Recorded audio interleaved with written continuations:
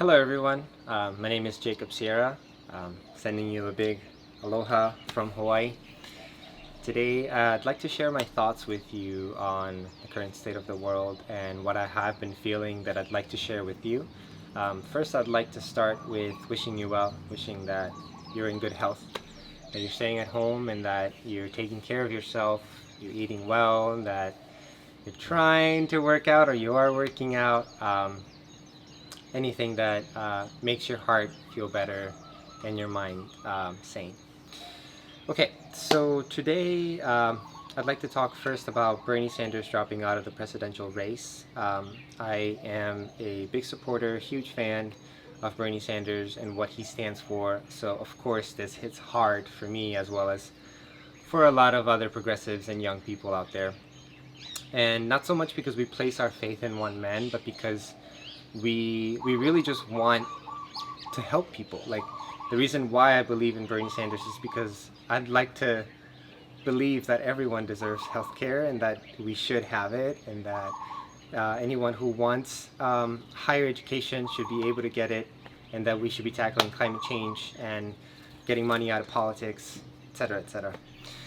Long story short, my heart feels a bit sad with all that's going on, especially because it just seems like a bad movie. Like, oh, everything that keeps happening just, keeps on piling on. But I think that seeing Bernie Sanders' message today and what he was speaking about just gives us hope that no matter what's going on, like, we can still keep going. We can still keep fighting because he has shown us that he's fought his whole life. So we young people shouldn't be giving up on the political process today. So there is hope. It's just today is it's just one of those days. Especially with the coronavirus, I'm sure all of you know our economy is in total collapse at the moment. And myself included, I am unemployed. Whew. But it has brought me a new perspective into what I want to do with my time, because yeah, I'm not working, but Corona has given me the ability to no longer have that excuse that I can't do something because I don't have time. I have time. Like, I don't have anywhere to go today, nor tomorrow, nor the day after, nor the day after. So it has really brought me into facing myself, into how I want to be disciplined with the things that I want to do, that I want to learn more. So I hope this inspires you to see that even though when everything is in shambles, there's always a counterpart, right? There's always a positive and a negative. So one of the cool things that I've been learning how to do is just really getting deeper into editing, especially with Lightroom, like really just learning a lot of deep stuff. So anyways, just rambling.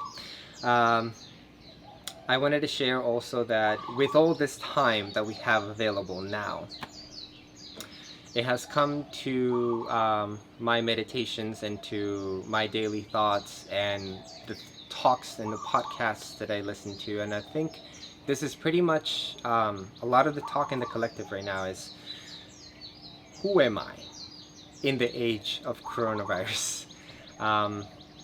Before we had all these labels like, I'm a this and this and that at this company, I make this amount of money, I produce this, I do that. And all those things are great, right? Because that's the beauty of humanity, that we figure out all these cool things to do. But who are we in the age of coronavirus when we're told that our work is not essential and that we're due to stay at home? The things that I've been answering myself with that is like, of course, all the labels wash out when, push comes to shove. And this virus has really shown us that if you don't have your health, a lot of things can't come after that. So really our health is really our wealth. Because when we truly take care of our body, when we are aware of our mind and how it shapes the way we feel, you start realizing that everything that comes after that is just a byproduct of who we think we are. And today I'd like to share with you who I think I, you, we are. Um, as of course, a lot of us are sharing with each other. Um, this pandemic has really made me see that we are one and the same, even during the process that we feel that we are alienated from. Like, it's not our fault that this virus is here. It's out of our control. We do what we can, right? We stay at home, follow the guidelines, but it's really out of our control right now. Like, we can't do much.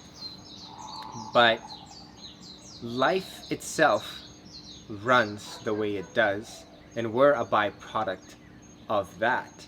So in this case, for the virus, it's just life at play. Yeah, a lot of people are going to talk about, I've been down that rabbit hole. I've been seeing a bunch of stuff, all the conspiracy theories that this was man-made, that, the government's behind it, that Bill Gates, yada, yada, yada. Okay, fine. But who are they, right? They're humans, right? And humans are byproducts of Earth, and Earth is a byproduct of the solar system, and solar system is a byproduct of existence.